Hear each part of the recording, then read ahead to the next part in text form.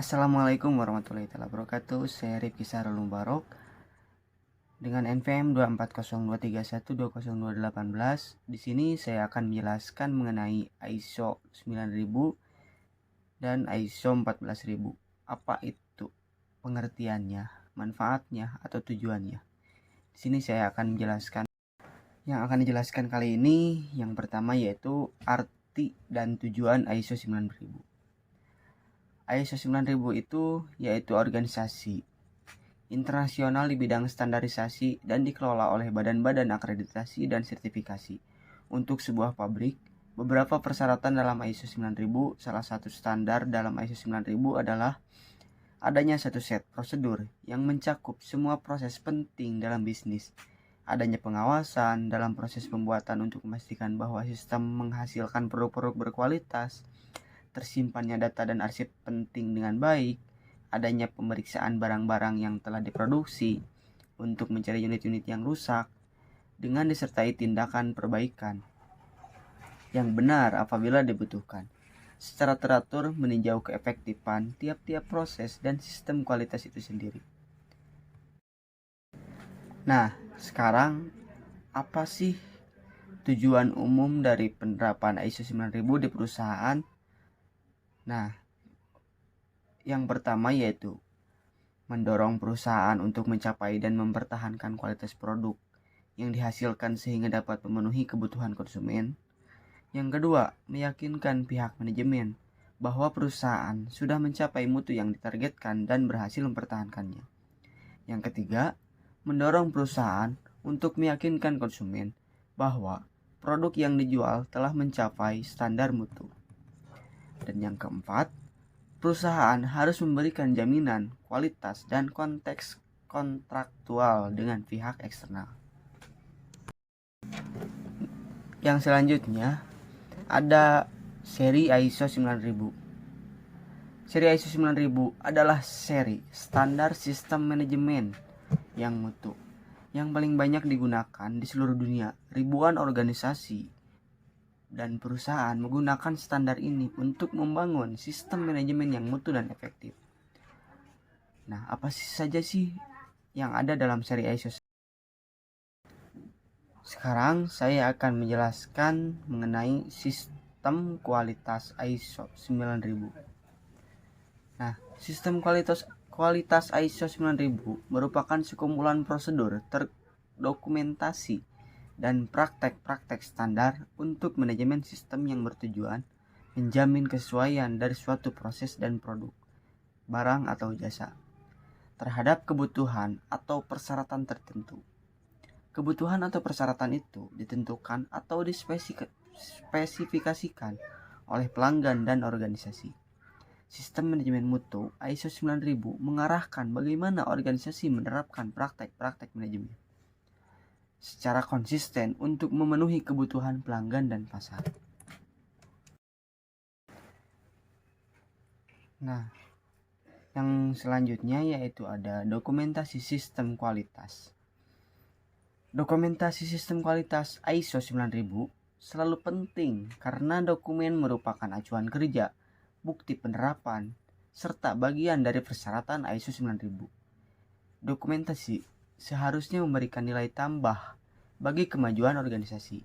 Misalnya, dengan adanya prosedur dan manual kebijakan organisasi, setiap personil atau karyawan bisa mendapatkan panduan yang jelas tentang apa yang wajib dilakukan, apa yang dilarang, bagaimana, di mana, dan kapan suatu aktivitas dilakukan.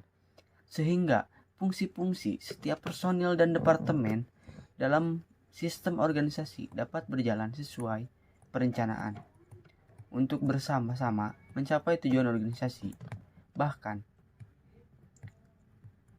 karyawan baru pun akan lebih cepat menyesuaikan ritme kerja dengan adanya panduan yang terdokumentasi dan jelas.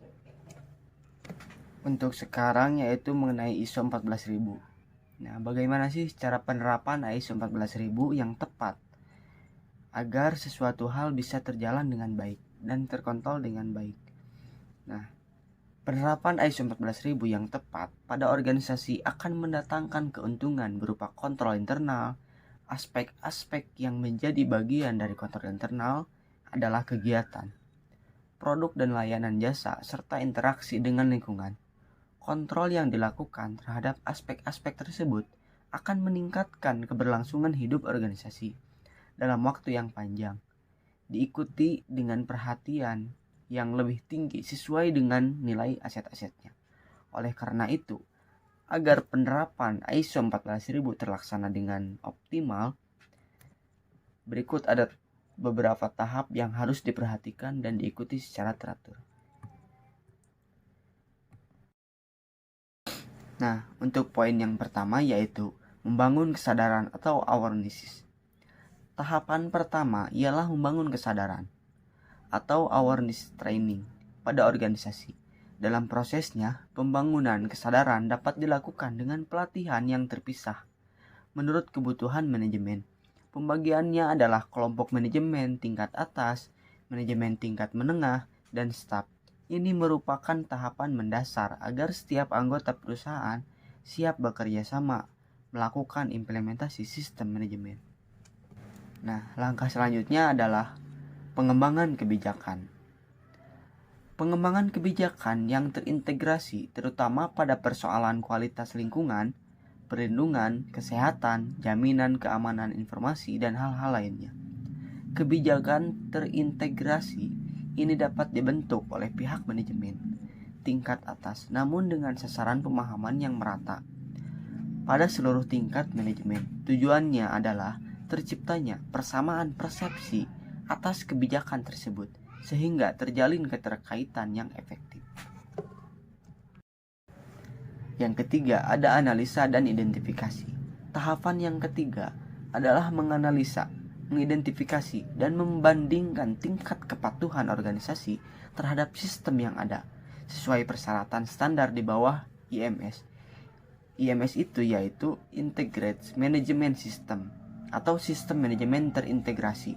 Staf atau anggota yang terkait dengan tahapan ini harus memahami operasi organisasi dan mengembangkan peta proses mengenai aktivitas bisnis organisasinya. Nah, berikutnya ada kepemilikan dokumentasi. Organisasi harus memiliki dokumentasi tentang proses pemenuhan syarat seperti instruksi pekerjaan, prosedur yang terintimasi, dan keterkaitan antar setiap aspek organisasi yang sesuai dengan standar. Sangat disarankan untuk menuliskan dengan cermat proses-proses tersebut. Yang kelima, ada dokumentasikan penerapan ISO itu. Dokumentasikan pula pengimplementasian atau penerapan syarat-syarat tersebut pada setiap bidang atau divisi yang ada di organisasi, beserta dengan kegiatannya masing-masing. Sebagai penunjang organisasi, disarankan memberikan workshop tentang pencapaian standar ISO pada saat pengimplementasian atau penerapan tengah dilakukan. Terus ada sistem audit internal. Sistem audit internal menjadi hal selanjutnya yang perlu disoroti untuk proses implementasi ISO 14000. Aspek ini sangat penting dan perlu diperkuat, terlebih dalam penerapan tindakan korektif pada setiap dokumen yang sangat penting untuk berbagai pengembangan.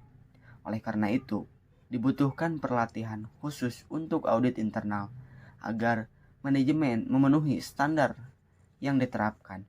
Dengan demikian, sistem audit internal diharapkan dapat menjembatani kesenjangan dan memanfaatkan atau memantapkan efektivitas sistem manajemen tertinggi atau terintegrasi. Tahap ketujuh yaitu tinjau kebijakan manajemen. Tahap ketujuh, manajemen tingkat atas harus meninjau beragam aspek bisnis resmi di organisasinya. Aspek yang harus ditinjau adalah kebijakan, tinjauan, hasil audit internal, hasil proses kinerja, hasil interaksi dengan konsumen, status kepatuhan hukum, hingga hasil penilaian risiko. Tak hanya itu, manajemen juga harus mengembangkan sebuah perencanaan solutif dan strategis terkait peninjauan tersebut. Yang kedelapan ada analisis kesenjangan. Analisis kesenjangan pada program prasertifikasi resmi sebaiknya dilakukan untuk membantu efektivitas dan kepatuhan implementasi atau penerapan sistem pada sebuah organisasi. Hasil akhir analisisnya akan mengarahkan organisasi kepada audit sertifikasi terakhir. Nah, audit sertifikasi akhir, tahap berikutnya atau yang paling terakhir, organisasi juga harus siap untuk audit sertifikasi akhir. Organisasi harus siap pula untuk menyediakan hasil audit analisis kesenjangan yang dilakukan pada tahap terakhir dan memastikan bahwa semua ketidaksesuaian telah disikapi dengan tindakan korektif. Jika poin-poin di atas telah terpenuhi, maka tahap terakhirnya adalah pemberian rekomendasi serta tanggung jawab agar bisa mengimplementasikan atau menerapkan ISO 14000 itu. Nah, untuk kali ini yaitu tentang ISO 14000 series atau yang sering disebut seri ISO 14000. Nah, seri ISO 14000 itu merupakan seperangkat standar internasional di bidang manajemen lingkungan yang dimaksudkan untuk membantu organisasi di seluruh dunia dalam meningkatkan efektivitas kegiatan pengelolaan lingkungannya. Perumusan standar ISO 14000 seri diprakarsai dunia usaha sebagai kontribusi terhadap pencapaian pembangunan berkelanjutan yang disepakati dalam KTT Bumi di Rio de Janeiro tahun 1992. Wakil pihak pemerintah, dunia usaha, pakar, praktisi, dan pihak lainnya yang berkepentingan terlibat dalam perumusan standar tersebut. ISO 14000 series mencakup beberapa kelompok perangkat pengelolaan lingkungan, yaitu ada beberapa kelompok yang terkait dari ISO 14000 seri ini. Yang pertama, sistem manajemen lingkungan. Yang kedua, audit lingkungan. Yang ketiga, evaluasi kinerja lingkungan. Yang keempat, eco-label. Yang kelima, kajian daur hidup produk. Nah, penerapan standar tersebut bersifat sukarela. Standar yang paling populer adalah ISO 14000, sistem manajemen lingkungan yang menjadi dasar sertifikasi ISO 14000 seri ini. Nah, penjelasan yang terakhir yaitu mengenai perbedaan atau penyajaran ISO 9000 dan ISO 14000. Nah, sebelum lebih jauh mengetahui tentang definisi serta perbedaan dari ISO 9000 dan 14000, ada baiknya jika Anda mengetahui dulu apa itu ISO. ISO atau yang sering disebut Organisasi Standarisasi Internasional adalah federasi dunia yang independen alias non-pemerintah yang terdiri dari badan-badan anggota 91 negara. Tugas utamanya adalah mengembangkan standar untuk memastikan kualitas, keamanan, dan efisiensi suatu produk, layanan, atau sistem.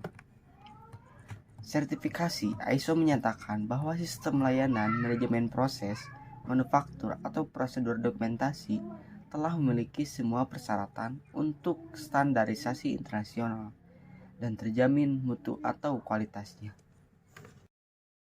Nah, penyejajaran ISO 9000 dan ISO 14000 yaitu kalau ISO 9000 adalah seperangkat standar internasional yang mengatur mutu dan kualitas suatu produk atau jasa yang dihasilkan dan akan dikembangkan oleh perusahaan di berbagai negara. Kalau ISO 14000 adalah seperangkat aturan dan standar yang dibuat untuk membantu perusahaan mengurangi limbah industri dan dampak buruk terhadap lingkungan. Nah, jadi berdasarkan penjelasan dari kedua itu, terlihat jelas bahwa standar ISO 9000 dan 14000 memiliki perspektif dan berbeda. Singkatnya, ISO 9000 menangani persyaratan sistem manajemen mutu atau QMS, sedangkan ISO 14000 menangani persyaratan sistem manajemen lingkungan.